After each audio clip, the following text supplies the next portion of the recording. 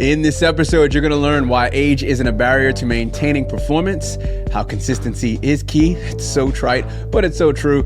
Questioning limiting beliefs about aging and performance, when to stay adaptable, change your training methods, and even your mindset. Why aiming for small, consistent improvements in daily routines is where you should actually focus, and a whole bunch more. This is Conversations in Zone 2, where we, the 1% Better Runner, go for a run and chat with Romano right before the Sydney Australia Marathon in September of 2024. He's a 3-time 6-medal Abbott's World Major finisher that is averaging around 3 hours 15 to 3 hours 30 minutes per marathon. And oh, did I mention he's 64 years old and this is his 82nd marathon. Absolutely crazy. I am Darren, run coach, sub 3-hour marathoner and 10-hour Ironman finisher. And since 2012, I've been coaching other runners, researching and experimenting on how to get 1% better each day, each week, each month, whatever it wants to be. I do this through habits and incremental gains in my training, racing, and life, all so that you can run and live your best one step at a time.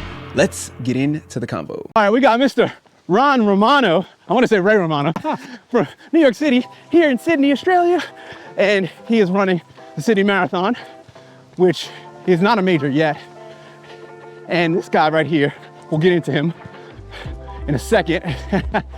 He has run 81 yes, sir. marathons, started running in his 30s. I think you started running marathons, what, in your 50s? He did all 6 Abbott Major in 1 year twice. Yes, sir. Yes. Yes, sir. 2019, 2023. Only 7 of them. Pretty amazing. He's 63 years old, which is even crazier because he acts like he's probably 34 and looks like he's 33.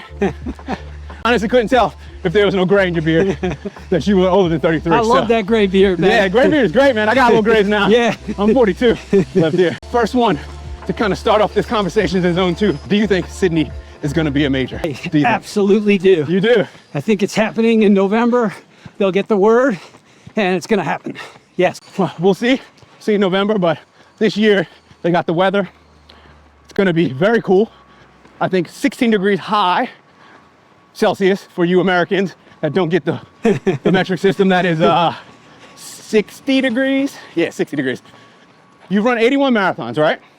Yes, sir. Going on 82 in a few days. Yes. You've averaged 3:15 per marathon, 3 hours 15 minutes, right? Around that. In 2019, when I did all 6, you nailed it. 3:15 average. My high and low was 3:17:02 was slowest and 3:13:55 was fastest. So they're all about a minute apart through the whole year. So that was a pretty epic year. This guy's sharp. So if you could go back to your first marathon and run alongside yourself, what would you tell yourself? Oh, great question. I think, and I'm sure you know this, and your listeners, your pod YouTube channel listeners know this, you got to fail a lot in life to learn and grow. And no matter how many warnings we get about our first marathon, things we shouldn't do, we make all those mistakes. I made every one of them. Didn't know, when to fuel, what to fuel with, didn't understand it. This is, 1993, so we didn't have a lot of that stuff around in terms of fuel, but still, I didn't really understand what I had got myself into. So I was over my head on First Avenue. I went into the bathroom where the basketball courts are on First Avenue on the right. Yeah, I know you that know, is. Yeah. You're a New York City guy. So got down in the stall. This might be TMI for many people, but I think you got to relive this stuff. Yeah. I tried to get up and I couldn't. My quads were locked. My glutes are locked. My calves were spasming. And that's like mile 16, 17 maybe, probably 17, trying to go. And I remember going, dear Lord, what have I gotten myself into? But you know what? I finished it and I learned so much from it. And I think that's what the lessons are, man. Yeah. Keep going. Stay in the fight is my mantra and the theme of my podcast. So you keep going, man. You hit a hard spot, you just keep moving. I love to stay in the fight, but before we get into that, we just got through Barangaroo, which is one of my favorite areas here in Sydney. It's a new area down by the water, but now we're in the rocks, kind of the peninsula. I can't say it like an Australian yet. Ray's taking some Sorry, Ray. I was at Ron. Ray Romano. I know you get that confused a lot. And I have a brother, Ray, so it's even more. Oh, it's even more. I'm used to being called Ray sometimes by my mom, so it's all good. Well, speaking of your mom, Yeah. stay in the fight. Yes. How does that play in your head on kind of a day-to-day basis? What's the story behind that? Well, it all came to be. My mom's had lymphoma 30 plus years. God bless, just turned 92.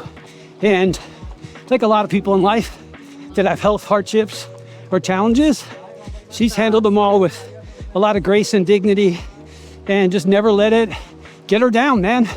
And I thought about it a lot. You know, it's old school Irish. My dad's Italian, my mom's Irish. She used to say, you put one foot in front of the other, you get down the road, and you just keep moving in life. So I translated my mom's one foot in front of the other, keep moving down the road to stay in the fight. That's great. And she's always been like my role model for being tough and gritty and just pushing through hardships in life. I think it's one step at a time is what I say. 1% better. I think some people say, knock down 7, get up 8. Yes, sir. Yeah, that's you need those kind of simple sayings, even though it's like sometimes like a duh, but it's also like, yeah, it is that simple. Some of these days. Is he filming us? Yeah, I hope so. He's filming me, filming myself. He's got the right angle, man. It's perfect. I know. All right, we're in the iconic, right under the bridge. Yep. Of Sydney Harbor Bridge. And we got the Opera House over there. Amazing. We got a boat passing. This is very Sydney right here. This is Sydney, baby. This is Sydney's Sydney, Australia. hyped. Let's go. Yes. It's gonna be part of the marathon course that he's doing in a couple days. Sydney Marathon. Right now is the part where I go, hey, if you're not feeling this, make sure you subscribe, rate, share it out with your friends about how amazing this is, rah, rah, rah, rah, rah. All right. While you should go out and do that anyway, how about I actually give you something that will help you? Is the running, health and fitness, and endurance sport internet too much sometimes? Is it too much conflicting content on how to train right? Or you just don't have time to read and watch the latest trends on how to, I don't know, carb cycle for your next marathon? Don't worry. I'll take care of that for you by showing you how to train, race, and live 1% better consistently. To do this, just sign up for my free newsletter, OPB. I figure out this whole 1% better thing so you don't have to by scouring the endurance sports deepest and darkest corners of the internet.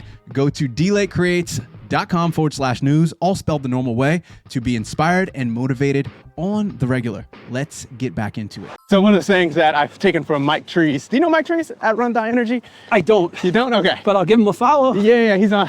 We did a bunch of podcasts together. Cool. English dude lives in New Zealand now. Nice. He's 60. I think he's your exact same age. Okay. And he's still running a 17-minute 5K. Still does. Yeah.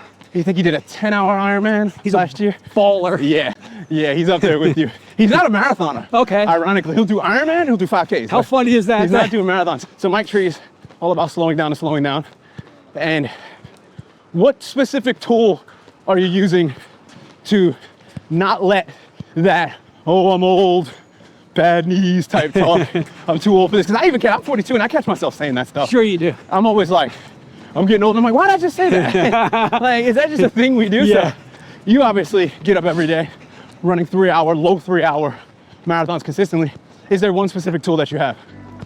Well, I don't know if it's one tool. I think to really be successful in the marathon, and by defining successful does not mean running a sub 3 or anything else. It just means your optimized performance for you, okay? That could be 5 hours, that could be finishing, it could be 2:30 like you're talking about with your boy in New Zealand.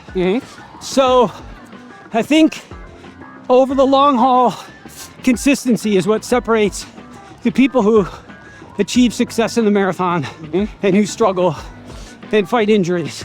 You gotta be consistent, you have to have a good routine, how many miles a week you plan to run, hard days hard, easy days easy. Yeah. People get that wrong all the time. It's so easy to get it wrong. It is. Hey, I feel totally recovered from my track run or my long marathon pace miles run.